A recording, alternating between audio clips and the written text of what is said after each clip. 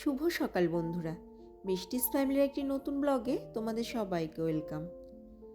আশা করছি তোমরা সবাই ভালো আছো, আর আমরাও সবাই ভীষণ ভালো আছি। আজ হলো রবিবার, আর এখন ঘড়িতে সময় হচ্ছে সকাল 7টা। আর এখন থেকেই আমার সমস্ত বন্ধুদেরকে সাথে নিয়ে ব্লগটি শুরু করলাম। তোমাদের সবাইকে আমার ব্লগের সঙ্গে থাকার জন্য অনুরোধ রইল। আজ সকাল থেকেই ভীষণ ঝলমলে রোদ উঠেছে, আর নভেম্বরের মাঝামাঝি সময় সব জায়গাতে কম বেশি ঠান্ডা পড়তে শুরু করে দিয়েছে। ঘুম থেকে ওঠার পর ফ্রেশ হয়ে বাসি জামা কাপড় ছেড়ে তারপরে বিছানা টিছানা সব গুছিয়ে এখন চলে এসেছি ঠাকুর ঘরে। সবার আগে ঠাকুর ঘরটা ভালো করে ঝাড়ু লাগাবো। কদিন তো বাড়িতে ছিলাম না, ওই জন্য না দেখছি ঘর দোরগুলো যেন একটু বেশি নোংরা হয়েছে। আমি বাড়িতে থাকলে এই ঘর ঝাড়ু দেওয়া, জানলার এগুলো সব পরিষ্কার করা, ঝুল জমে যায় সেগুলো দেখা, ভালো করে ক্লিন করে রাখা সবটা আমিই করি। কাজের দিদি তো এসে শুধু ঘরটা মুছে যায়। আমি ছিলাম না বলে ওকে বলেছিলাম যে তুমি একটু ভালো করে ঘরটা ঝাড়ু দিয়ে রাখবে এই কটা দিন। ও করেছে, কিন্তু জানলায় যে ঝুলগুলো জমেছে না সেগুলো আরও ঝেড়ে দেয়নি। তো দেখছি গ্রিলের গায়ে প্রচণ্ড পরিমাণে ঝুল জমে আছে। দুদিন আগে ঘুরে ফিরে বাড়ি ফিরেছি তো সেজন্য না একটু কেমন যেন শরীরটা ছেড়ে দিয়েছে। সব কিছু কাজকর্ম করছি, কিন্তু তার মধ্যে কেমন একটু আলসেমি ভাব লাগছে। আসলে ঘুরতে গিয়ে তো ননস্টপ ঘোরাফেরা, তারপরে ট্রেনের একটা জার্নি, গাড়ির জার্নি, সব কিছু মিলিয়ে মিশিয়ে একটা তো ক্লান্তি ভাব থাকেই। সেজন্য না বাড়ি ফেরার পরেও না সমস্ত কাজের প্রতি এনার্জিটা সেভাবে আসছে না। দুটো দিন তো সেভাবে কিছুই কোনো কাজকর্ম করিনি, শুধু রান্নাবান্নার কাজটাই করেছি, যেটুকু করতে হয় সেটুকুই, আর খেয়েছি আর ঘুমিয়েছি। এখন শরীরটা মোটামুটি একটু ঠিক আছে, তাই আবার আগের মতোই পরিপাটিভাবে সুন্দর করে গুছিয়ে সংসারের কাজকর্মগুলো করতে শুরু করে দিয়েছি। আসলে নিজের ঘর বাড়ি একটু অগোছালো অপরিচ্ছন্ন থাকলে না একদমই ভালো লাগে না। মনে হয় যে কতক্ষণে সেই কাজগুলো নিজের হাতে সুন্দর করে গুছিয়ে করব। কোথাও ঘুরতে যেতে তো ভীষণই ভালো লাগে, কিন্তু ঘুরে যখন বাড়ি ফিরে আসি তখন সাংসারিক কাজকর্মগুলো যেন দ্বিগুণ পরিমাণে বেড়ে যায়। কিন্তু তাই বলে কি ঘুরতে যাব না বলো? ঘুরতে হবে, সংসার করতে হবে, সংসারের কাজকর্ম গুছিয়ে করতে হবে, সবই করতে হবে। কিন্তু একটা জিনিস জানো তো, আমি ফিল করতে পারলাম যে যত ভালো জায়গায় যাও না কেন, সে যত ভালোভাবে ঘোরাফেরা করি না কেন, সব কিছু করি না কেন, নিজের বাড়ির মতো শান্তি কোনো 5 স্টার হোটেলেও পাওয়া যাবে না।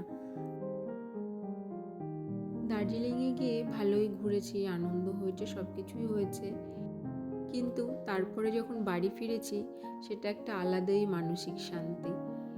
বেডরুমের দরজা জানলা সব বন্ধই ছিল, তাও দেখছি যে ফার্নিচারগুলোতে ধুলো জমেছে, তাই সেগুলো এখন একটু পরিষ্কার করে নিচ্ছি। একদিনে তো সব করতে পারবো না, এক এক দিন এক একটা ঘরের ফার্নিচারগুলো ভেবেছি পরিষ্কার করে নেব। এই 4-5 দিনে গাছের পাতাগুলোও দেখো কেমন যেন একটু হলুদ হলুদ হয়ে গেছে। সকাল বিকাল দুবেলা টাইম মেনটেন করে গাছগুলোতে জল দিই, যত্ন করি, কিন্তু বাড়িতে না থাকার জন্য সেগুলো কিছুই হয়নি। মাকে বলে গেছিলাম, কিন্তু মায়ের না হাঁটু যন্ত্রণা, সব সময় না উপরে আসতে পারে না। হয়তো দিয়েছে একদিন বাদে একদিন জল দিয়েছে মা, কিন্তু আমি বাড়ি থাকলে যেটা করি সেটা তো করা হয়নি না। দেখো সেজন্য গাছের পাতাগুলোর অবস্থা। সব জিনিসেরই না যত্ন দরকার, যে কোনো জিনিস অবহেলায় দেখবে নষ্ট হয়ে যায়। যত্ন করে রাখতে পারলে সব কিছুই সুন্দর থাকে। আমার তো অনেক কাজকর্মই থাকে সকাল থেকে, কিন্তু তাও আমি চেষ্টা করি এই গাছগুলোর পেছনে অনেকটা সময় দেওয়ার, মানে যতটা আমার দ্বারা সম্ভব। এর পেছনে তো অনেকটা সময় দিতে হয়, এদের যত্ন করা, এই জায়গাগুলো পরিষ্কার করে রাখা, ঠিকঠাক রাখা, কিন্তু তাও জানো তো ভালো লাগে। আসলে ভালোবাসা জিনিসটাই এমন, যে জিনিসের প্রতি ভালোবাসা থাকবে তোমার না দেখবে সেই জিনিসটার প্রতি সময়টা দিতেও ভালো লাগবে। সেই সময়টা তুমি তোমার সমস্ত কাজের মধ্যেও দেখবে খুঁজে বের করতে পারবে। সেই সময়টাকে কখনো মনে হবে না যে আমি অপচয় করছি, মনে হবে যে না, এটা তো আমার ভালোবাসার জিনিস, ভালো লাগার একটা কারণ, তাই না? সেই জন্য আমি অনেক কাজ থাকে তার মাঝেও এই সময়টা এদের পেছনে দিতে পারি। তো মোটামুটি সকালের দিকে কাজকর্ম অনেকটাই গুছিয়ে করে ফেলেছি। এখন ছেলেকে খাওয়াবো, তারপরে গিয়ে আমিও টিফিন করব। ছেলেকে খাওয়ানোর পর দেখলাম যে না, যে জুতোগুলো আমরা পাহাড়ে গিয়ে পরেছিলাম, তাই জুতোগুলোকে একটু রোদ লাগিয়ে নিয়ে তারপরে প্যাকিং করে আবার রেখে দেব। কিচেনে এসে টিফিনটা রেডি করে নিলাম। আজকে খাচ্ছি ব্রেড বাটার। বাবা, মা, হাজব্যান্ড ওরা সবাই রুটি তরকারি খেয়েছে। আমার রুটি সত্যি একদমই ভালো লাগে না, মাঝে মধ্যে শখ করে খাই। তা ওরা 3জন রুটি তরকারি খেয়ে নিয়েছে, আর আমি নিজের জন্য ব্রেড বাটারটা রেডি করে নিলাম। এখন এগুলো খেয়ে নেব, তারপরে দুপুরের রান্নাটা বসিয়ে দেব। তো ভাত বসিয়ে দিয়েছি, আর ভাত হতে হতে ভাবলাম যে তরকারিগুলো কেটে নিই।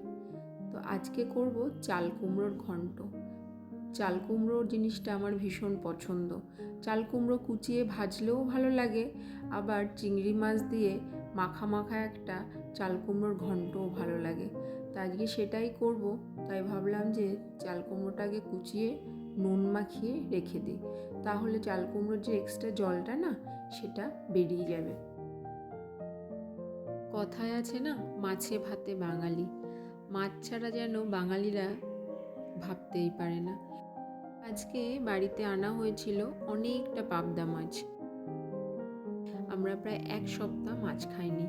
ঘুরতে গিয়ে না মাছ, মাংস, ডিম সবই ছিল, কিন্তু আমরা যখন বাইরে কোথাও ঘুরতে যাই তখন মাছ মাংসটা অ্যাভয়েড করি, ডিমটাই বেশি খাই। তাই সেখানে গিয়েও আমাদের একদম মাছ খাওয়া হয়নি, ছিল কিন্তু আমরা ইচ্ছা করেই খাইনি। তাই আজকে যখন বাজার থেকে অনেক পাবদা মাছ আনা হলো, ভাবলাম যে কালো জিরে ফোড়ন দিয়ে পাবদা মাছের ঝাল বানাবো কষা কষা করে। দারুণ লাগে এটা খেতে। আর অনেক দিন তো বাড়ির খাবার খাইনি, হোটেলের খাবার না খুব একটা পছন্দ হয় না। খেতে হয় যেহেতু খেতে হবে, পেটটা ভরাতে হবে, সেজন্যই খাওয়া। বাড়ির খাবারে আলাদাই একটা তৃপ্তি। আমার হাজব্যান্ড তো আমাকে মাঝে মধ্যে বলে যে তোমার কোথাও যাওয়ার দরকার নেই, তোমার বাইরের খাবার ভাল লাগে না, তাহলে তুমি বাড়িতেই থাকো, ঘুরতে ফিরতে হবে না।